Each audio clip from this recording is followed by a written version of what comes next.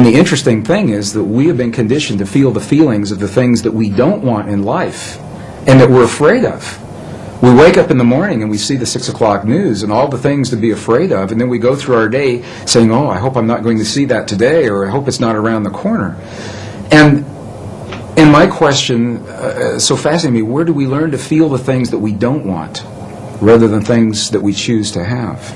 And how would our lives be different if we could cut through all of the static and simply choose in our lives what we would like each moment of each day, or our relationships, or our abundance, or our careers, or the peace in our families to look like? What would our lives look like if we could do that?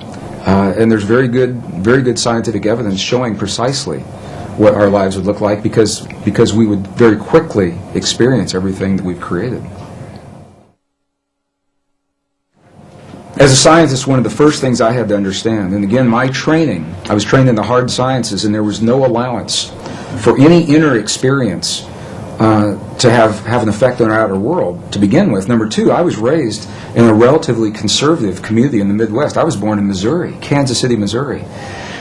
Excuse me, in that part of the world, when you talk about emotions, they kind of get lumped into this nebulous experience. Thoughts, feelings, emotions are all the same thing. We really don't talk about them much. And by the way, as a male, we don't want to see much of yours. So that was my upbringing. So I began to understand when we go into the other cultures, and I'm referring again and again to this wisdom. We had this wisdom in Western cultures, and it was lost in the 4th century. About 1,700 years ago, it was edited right out of our most cherished spiritual and religious traditions, the biblical edits of the 4th century. It was not edited from the other cultures that we have visited, and that's the value of going into these cultures. And they identify 3 separate yet related experiences that we all have in our bodies, and they literally call them thought, feeling, and emotion. And here's the difference. The thinking they identify with the 3 upper energy centers of the body. The Sanskrit traditions have a 7 energy center or 7 chakra system that they work with. And they say the upper 3 are related to what we call thought or logic processes. So when we think about something, we picture it in our mind, that perfect relationship or peace between nations.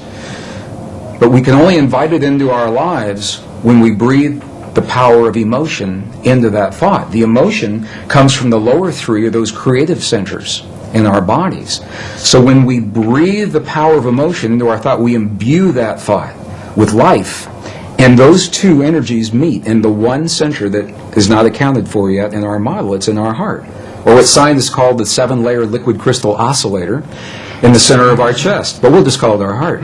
Because that's what it does. Our heart is creating electrical and magnetic waves that are influencing the world around us based on what we think and the emotion that we breathe into those thoughts to create the feeling. So now we've just defined feeling. Feeling, by definition, from the Sanskrit tradition, is the union of thought and emotion. It creates the feeling.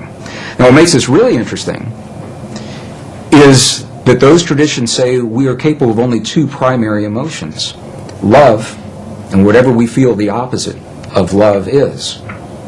And when you get really deep into the teachings, there are 2 aspects of the same thing.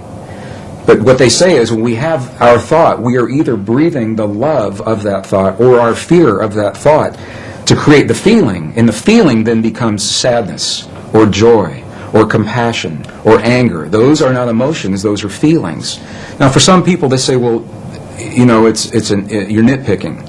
What difference could it make? And these are the subtle differences between these ancient ways of viewing this inner technology. It's literally a technology, because we can have the same thought or the same affirmation and imbue it with a different emotion and have completely different feelings and create a different outcome.